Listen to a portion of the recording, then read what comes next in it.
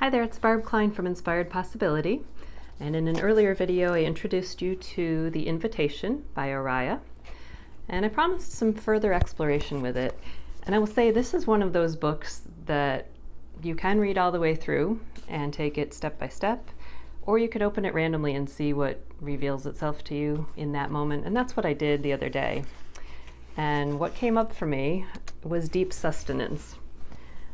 And I think that's interesting because I am finding myself feeling a little depleted, a little bit, tired and just needing rest and needing some sustenance. So this chapter looks at what does that mean for you and how do you find sustenance when everything feels lost? That's not an easy question, but let's see how Araya approaches it. So this section is, it doesn't interest me where or what or with whom you have studied. I want to know what sustains you from the inside when all else falls away. Tell me, have you been where hope and faith cannot find you? What sustains you when all that you have relied upon, inner and outer, falls away? How do you get through? How do you take the next breath?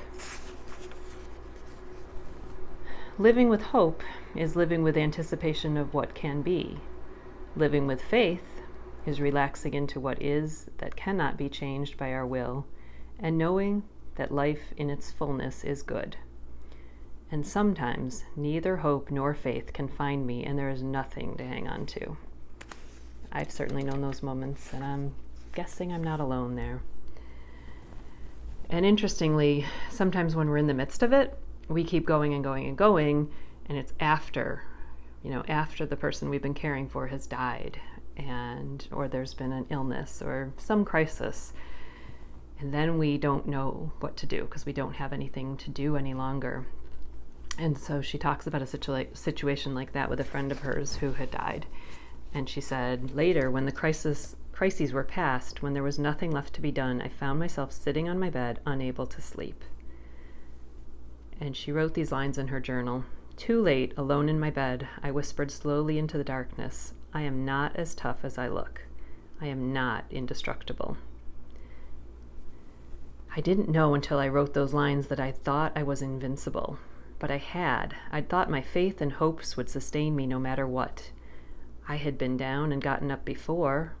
I had thought I would always be able to get up. Now, for the first time in my life, I was not sure. I had no faith that this deep weariness would pass, that hope would ever find me again. My friends were concerned, but I felt a great distance from them, an unwillingness or inability to receive their support. Something inside me closed.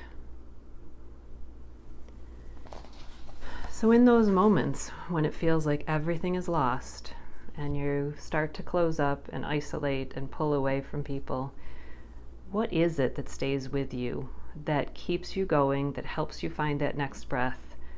Please share in the comments below so that we can each gain some hope and faith from each other that these dark times will pass, because when we're in the midst of it, we really can't feel it. And knowing that others have been there and have gotten through is so helpful.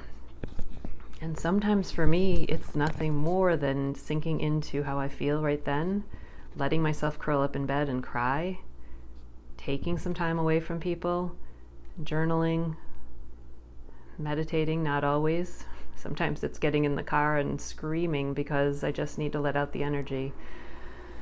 And somehow the sun rises the next day and I keep putting left foot, right foot forward, and we move on. I move on. So how do you do it? Please, please, please share. And I look forward to sharing more with you as we continue to explore the invitation in another video. Thanks.